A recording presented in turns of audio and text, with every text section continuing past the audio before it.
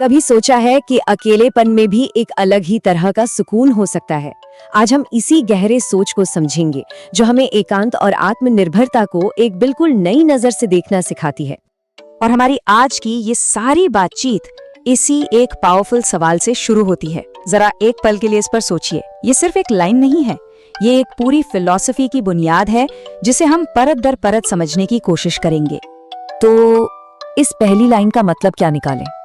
इसे किसी नेगेटिव सोच की तरह देखने के बजाय चलिए इसे एक सच्चाई के तौर पर देखते हैं, जिंदगी की एक बुनियादी सच्चाई।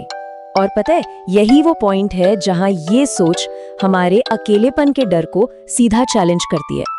जब हम ये मान लेते हैं कि जिंदगी का आखिरी सफर तो अकेले ही तय करना है, तो ये हमें एक नए नजरिए के लिए तैयार करता है। एक ऐसा नजरिया जो डर से नहीं बल्कि अंदर की हिम्मत से पैदा होता है। अच्छा, अगर आखिरी सफर अकेले ही है तो फिर रिश्तों का, साथ का क्या मतलब हुआ? ये सोच हमें सच्चे साथ का मतलब समझने में मदद करती है और एक बहुत ही जरूरी फर्क बताती है। और यहीं पर उस पहले सवाल का जवाब भी मिल जाता है। मतलब जो सच्चे साथी होते हैं ना, वो किसी मजबूरी या जरूरत की वजह से हमारे साथ नहीं होते, वो अपनी खुशी से, अपनी मर्जी से हमारे साथ चलते हैं। ये रिश्तों पर एक बहुत ही गहरा कमेंट है।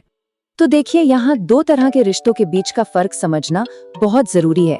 एक तरफ है मजबूरी का रिश्ता, जो जरूरत और अकेलेपन के डर से पैदा होता है, और दूसरी तरफ है खुशी का रिश्ता, जो एक जेन्युइन कनेक्शन और एक आजाद चुनाव से बनता है। तो फिर इसका हल क्या है?